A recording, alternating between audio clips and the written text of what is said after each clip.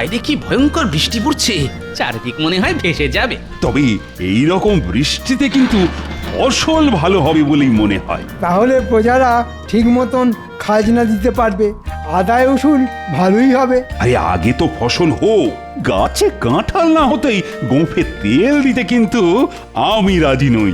কি গোপাল, তোমার কি এই বৃষ্টিতে বাড়ির জন্য চিন্তা হচ্ছে নাকি? আগে না পণ্ডিত মশাই, আমার গিন্নি বরং আমার জন্য চিন্তা করছে। বাহ বাহ বাহ, এই তো চাই। আমার গিন্নি এটাই চিন্তা করছে যে বাজার হবে কি করে। আমার ফিরতি পথে বাজার হয়ে ঘরে ফেরার কথা তো। নাতি নাতনিরা চিন্তা করছে ছিপ নিয়ে মাছ ধরবে কিনা। তাহলে এটাই বলো গোপাল, যে গিন্নি আসলে তোমার বাজারের জন্য চিন্তা করছে। হ্যাঁ, গোপাল তো কুঁড়ে মহারাজ, ও সকালে বাজার যেতে পারে না। ফেরার পথে বাজারে যা উচ্ছিষ্ট পড়ে থাকে গোপাল সেটা কম দামে কিনে নেয়। মন্ত্রী মশাই বোধহয় ওই একই সময়ে বাজার করেন, তাই জানতে পেরেছেন। কথার আর কি উত্তর দেব বলো গোপাল? না দেওয়াই ভালো। ঠিক ঠিক গোপাল, তোমার বরং উত্তর না দেওয়াই ভালো। এরপর আমরা যদি কোনোদিন তোমার বাড়িতে অতিথি হয়ে যাই, তাহলে তুমি যা খাওয়াবে। মাফ করবেন মহারাজ, গোপালের বাড়িতে গেলে আমি অন্তত কিছু খেতে পারবো না। বেশ বেশ, ওহে জ্যোতিষী, এই বলতে পারো বৃষ্টি কখন থামবে, যাতে গোপাল একটু ওই তাড়াতাড়ি বাজারে যেতে পারে। মহারাজ, আমার গণনায় এই বৃষ্টি থামার লক্ষণ দেখতে পাচ্ছি না। সে কি, আরো বৃষ্টি হলে যে বন্যা হয়ে যাবে।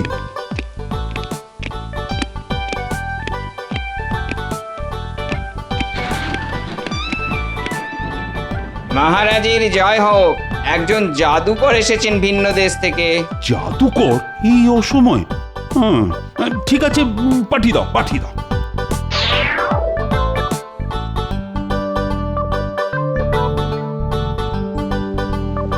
মহারাজ, আমি একজন দরিদ্র জাদুকর। আমি নানান রাজ্যে জাদু দেখিয়ে বেড়াই। বেশ বেশ, আপনি যদি অনুগ্রহ করেন তবে কৃষ্ণনগরে কিছুদিন থাকতে চাই। তা তুমি যে জাদুকর তার প্রমাণ দাও, মানে তোমার জাদুর কিছু নমুনা দেখাও। মহারাজ, আমি ইতিমধ্যেই আমার জাদুর একটি নমুনা দেখিয়েছি। সেটি কিরকম? এই দেখুন, বাইরে মুষলধারায় বৃষ্টি পড়ছে আর আমি এক ফোঁটা ভিজে যাইনি। এই সম্পূর্ণ শুকনো। বাহ বাহ, তুমি কোনো কিছুর তলা দাঁড়িয়ে থাকতেই পারো। তুমি কি বলছো যে তুমি পথ দিয়ে হেঁটে এসেছো আর বৃষ্টির জল তোমার গায়ে পড়েনি? অনেকটা সেরকমই। বেশ বেশ বেশ, তা তোমার আরো কিছু নমুনা দেখাও জাদুকর। এবারে ভেলকি দেখাই। হ্যাঁ, লাগ লাগ লাগ লাগ লাগ লাগ লাগ লাগ লাগ ভেলকি লাগ।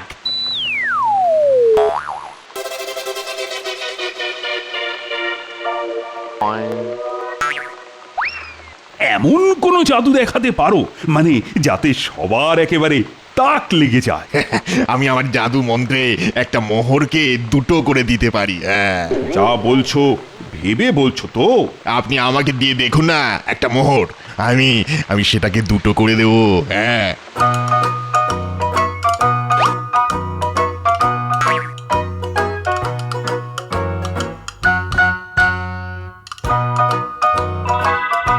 চমৎকার তোমার জাদু। তুমি কি সুন্দর একটা মোহরকে দুটো বানিয়ে দিলে। অসাধারণ, ধন্য ধন্য তুমি। আমি তোমাকে প্রস্তাব দিচ্ছি, তুমি আমার অতিথি নিবাসে কয়েকদিন থেকে আমার আতিথেয়তা গ্রহণ করো। আমাকে জাদুকরের থেকে এই মন্ত্র শিখতেই হবে, তাহলেই আমি আমার সমস্ত মোহর দ্বিগুণ করে ফেলবো। আচ্ছা জাদুকর, তাহলে তোমার মন্ত্র দিয়ে আমার রাজকোষের সব মোহর দ্বিগুণ করে ফেলা যাবে? ক্ষমা করবেন মহারাজ, গুরুদেবের আদেশে আমি মাত্র 50টি মুদ্রাই দ্বিগুণ করতে পারবো, তার বেশি নয়। আর কাউকে আমি এই মন্ত্র শেখাতেও পারবো না। তাহলে আমার জাদু শক্তি লোপ পেয়ে যাবে। ঠিক আছে ঠিক আছে, তুমি এখন আমাদের অতিথিশালায় বিশ্রাম নাও, আমাদের পরে আবার দেখা হবে। মহারাজ, আপনি কোনো চিন্তা করবেন না, জাদুকরের অতিথিশালায় থাকবার সমস্ত ব্যবস্থা আমি করছি। অতিথি আমাদের কাছে ভগবান, ওনার দেখাশোনা আমি নিজে করতে চাই। বেশ মন্ত্রী বেশ, দেখো যেন ওনার কোনো অসুবিধে না হয়। মন্ত্রী আগ বাড়িয়ে এত দায়িত্ব নিতে গেল কেন? না, আমার কিরকম যেন সন্দেহ লাগছে। মহারাজ, বৃষ্টি কমে গেছে, আমি এবার বাজারে যাই। হ্যাঁ হ্যাঁ হ্যাঁ, যাও গোপাল যাও, আজকের মতো সভা এখানেই মুলতুবি হলো।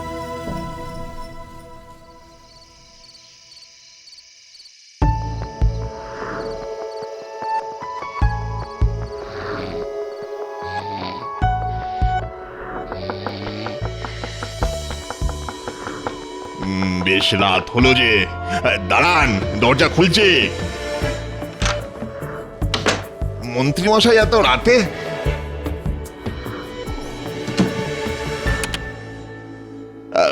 কি দৌড় বন্ধ করলেন কেন? তোমার মোহর দ্বিগুণ করার মন্ত্রটা শিখিয়ে দিতে হবে। মাফ করবেন, ও আমি পারবো না। পারবো না বললে তো হবে না বাবু, তোমাকে বলতেই হবে। বদলে তুমি যা চাও তাই পাবে। মোহর, ধন সম্পত্তি, কি চাও? আমি আপনার মতো লোভী লোক নই মন্ত্রী মশাই, আমি দরিদ্র জাদুকর। কি বললে? আমি লোভী? আর তুমি কিসের লোভে এখানে এসে বসে আছো? আমি যা বুঝি না ভেবেছো? ভালো চাও তো আমাকে ওই মন্ত্র শিখিয়ে দাও, না হলে অন্য উপায় আমার জানা আছে। দেখুন, আপনার উপায় কি জানা আছে আমি জানি না, কিন্তু আমার পক্ষে সম্ভব নয়। তোমাকে আমি ঠিক সময় দেখে নেব। কাজটা কিন্তু ভালো করলে না, নিজের পায়ে নিজেই কুড়ুল মারলে।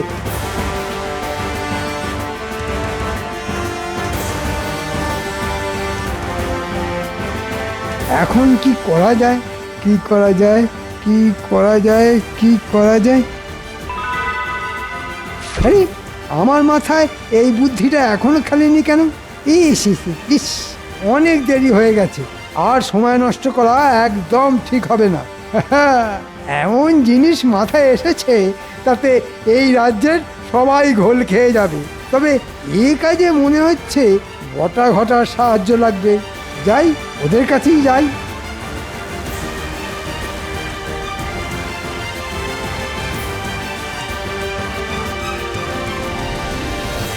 বলে ফেলুন মন্ত্রী মশাই, কি কাজ? একটা বড় দাও মারার সুযোগ এসেছে।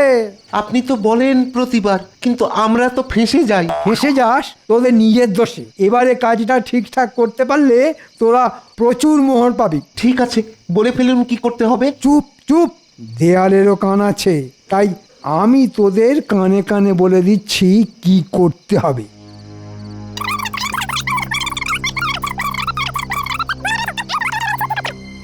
বা মন্ত্রী মশাই, এবারে তো জব্বর ফাঁদ পেতেছেন। হ্যাঁ, দারুণ মন্ত্রী মশাই, দারুণ। এ কাজ করতে আমাদের কোনো অসুবিধা নেই, কিন্তু আমরা যেন ঠিক মতো ভাগ পাই।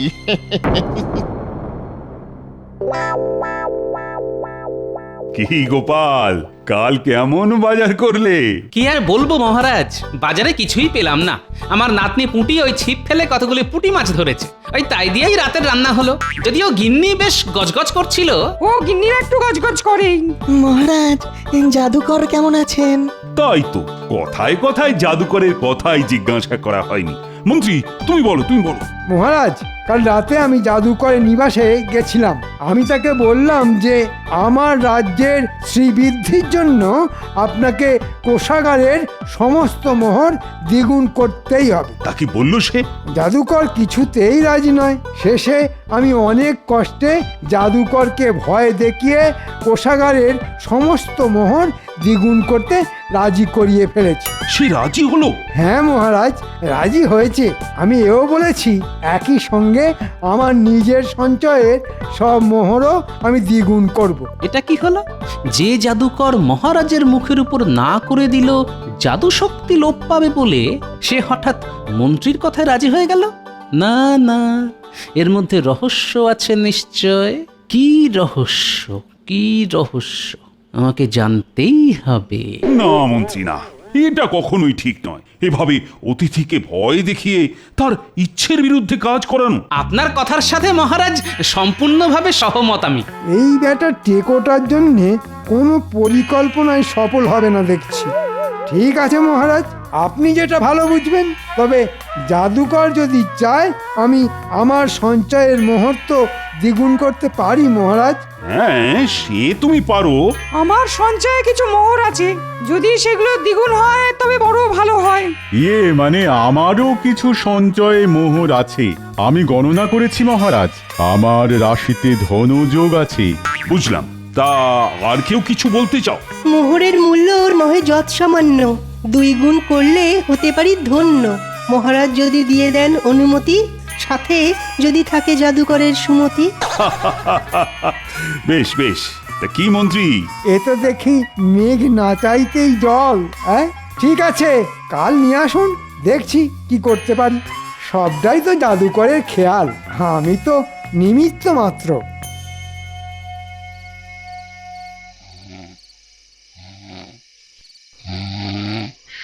যা, তোরা ঢোক। জাদুকর বেশি চিৎকার না করলেই হলো, কিন্তু জাদুবিদ্যায় যদি অদৃশ্য হয়ে যায়। না না না, হ্যাঁ, এই তো কি জাদুকর, এখন কি করবে তুমি?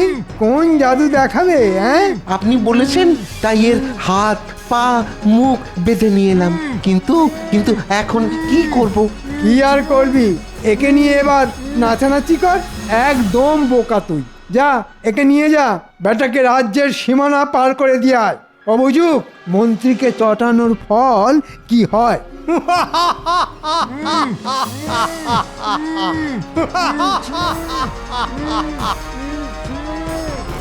এবার শুরু করব আমি আমার খেলা।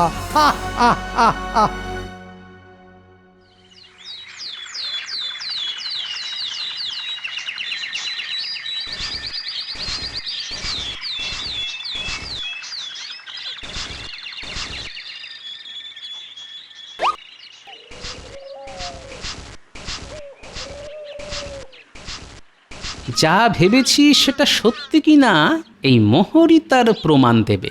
তাই এই মোহরটাতে একটা বিশেষ চিহ্ন দিয়ে দিলাম। না, এবার রাজবাড়িতে যেতে হয়। গিন্নি, আমি এবার আসি। এসো এসো, তোমার হাতে ওটা কি? মোহর গো, মোহর। হ্যাঁ গো, শুনলাম কোনো এক জাদুকর এসেছে, সে নাকি সবার ধন দ্বিগুণ করে দেবে বলেছে। মিছে কথায় কান দিতে নেই, বুঝলে? মিছে কথা? কি ভেবেছে তুমি? আমাকে বোকা বানাচ্ছ? তোমার হাতে মোহর কেন তা আমি বুঝি না। আমার যত শাড়ি আছে সব তোমাকে দ্বিগুণ করে দিতে হবে, এই বলে দিলাম। কি আশ্চর্য, তোমাকে কে বললো জাদুকর একটা শাড়িকে 2টো শাড়ি করে দিচ্ছে? কি বিপদ! বলি এখন যেতে দাও দেখি, এরপর তো শুনবো ঘটি বাটি সব নাকি দ্বিগুণ হয়ে যাবে। যত সব।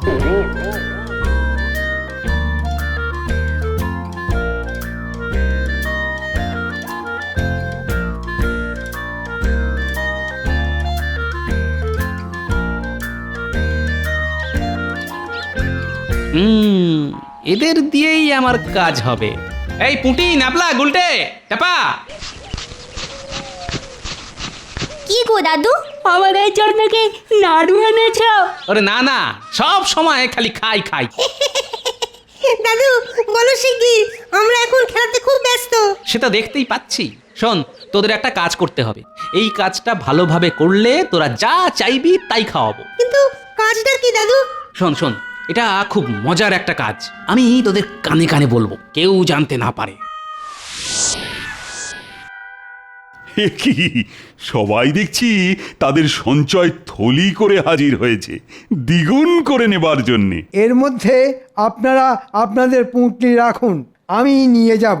সবার মোহর দ্বিগুণ করে ফিরে আসছি। গোপাল, তা তুমি কিছু দ্বিগুণ করবে না? হ্যাঁ, এনেছি মহারাজ। সবাই যখন করছে তখন এক যাত্রায় আর পৃথক ফল হবে কেন বলুন? বাহ বাহ, বেশ বেশ। গোপালও দেখছি আমার ফাঁদে পা দিল। কিন্তু কিন্তু গোপাল, তোমার থলি কোথায়? আমার থলির যে দরকার নেই, কারণ আমার কাছে এই একটি মোহর আছে। গোপালের কাছে মাত্র একটি মোহর? কি ব্যাপার গোপাল? আগে আমার গিন্নির আবদার মেটাতে সবই খরচা হয়ে যায় মহারাজ। সম্বল ওই একটি মোহর। ঠিক আছে গোপাল, দাও দাও দাও, ওই একটি মোহরই দাও।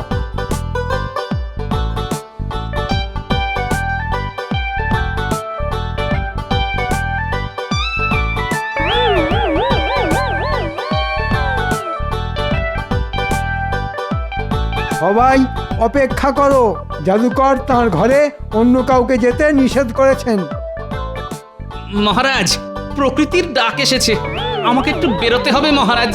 হ্যাঁ হ্যাঁ হ্যাঁ, বেশ যাও যাও যাও গোপাল যাও।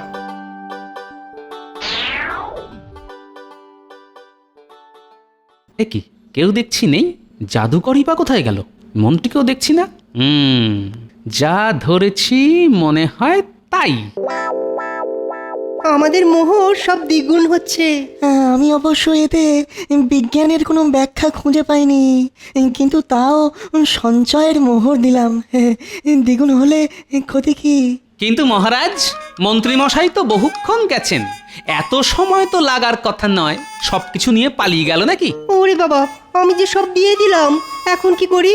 গোপালের মাত্র একটা মোহর, আর সবার এত মোহর, তাই মনে হয় গোপালের মাথা কিছুটা বিগড়ে গেছে।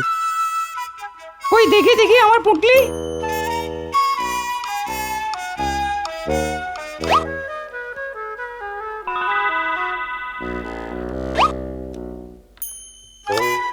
কি ভাবছো গোপাল? তুমি কি ভেবেছিলে দুটোর জায়গায় 200টা মোহর হবে? মহারাজ, নির্ভুল একদম। আমার যা ছিল সব সব দ্বিগুণ হয়ে গেছে। আমি গণনা করে আগেই জানতাম যে সব দ্বিগুণ হবে।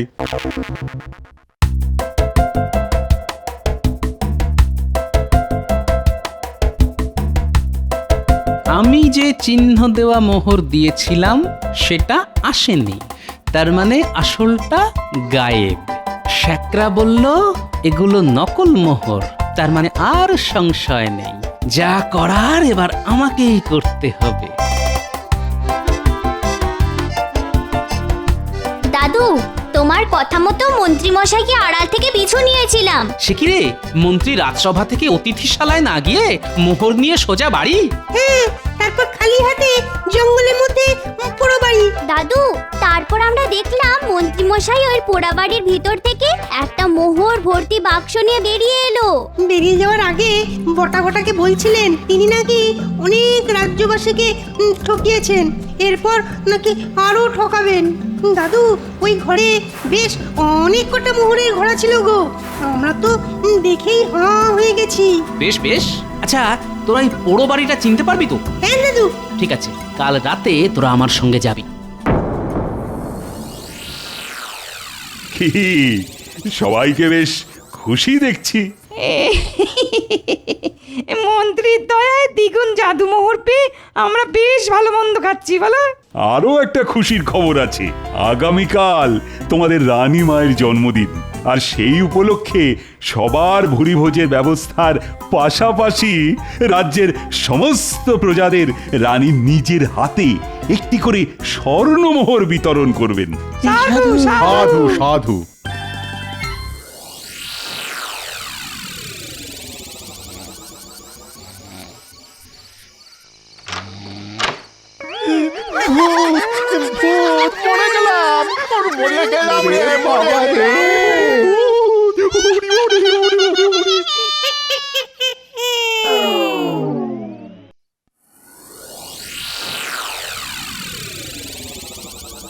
ইস, এই মোহর যদি আমায় দিত তবে দ্বিগুণ করার নামে পুরোটাই হাতিয়ে নেওয়া যেত। মহারাজ, বলি কি, আজই তো জাদুকরের এখানে থাকার শেষ দিন, তাই মন্ত্রীকে বলে যদি এই 2 কলসি মোহর দ্বিগুণ করে নেন, তাহলে প্রজারা একটির জায়গায় 2টি করে মোহর পেত। বেশ বলেছ গোপাল, বেশ তাই হবে। মন্ত্রী, তুমি এই কলসি নিয়ে যাও।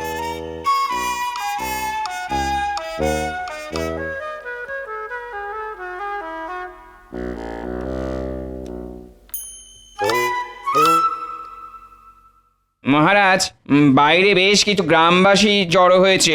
ওদের অপেক্ষা করতে বলো, রানী একটু পরেই বিতরণ শুরু করবেন। ওরা অভিযোগ জানাতে এসেছে মহারাজ। সে কি, ওদের পাঠাও পাঠাও।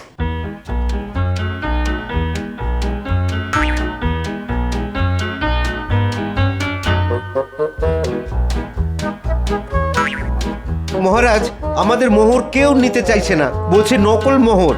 আপনি এর একটা বিহিত করুন মহারাজ। মহারাজ, গিন্নির গয়না গড়াতে গিয়ে আমারও একই সমস্যায় পড়তে হয়েছে। বেটা বটা ঘটা কোনো কাজের নয়। বললাম রাত দিন পাহাড় দিবি, দুটোই হাওয়া। আসুক একবার ভাগ চাইতে, দেবো একদম ঠিক করে। হ্যাঁ,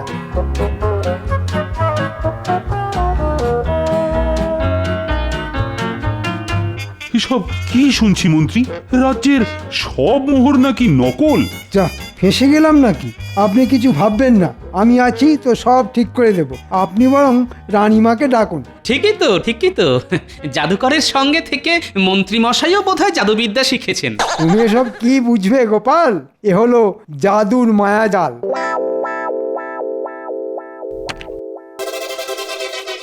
কি মন্ত্রী, মোহর কোথায়?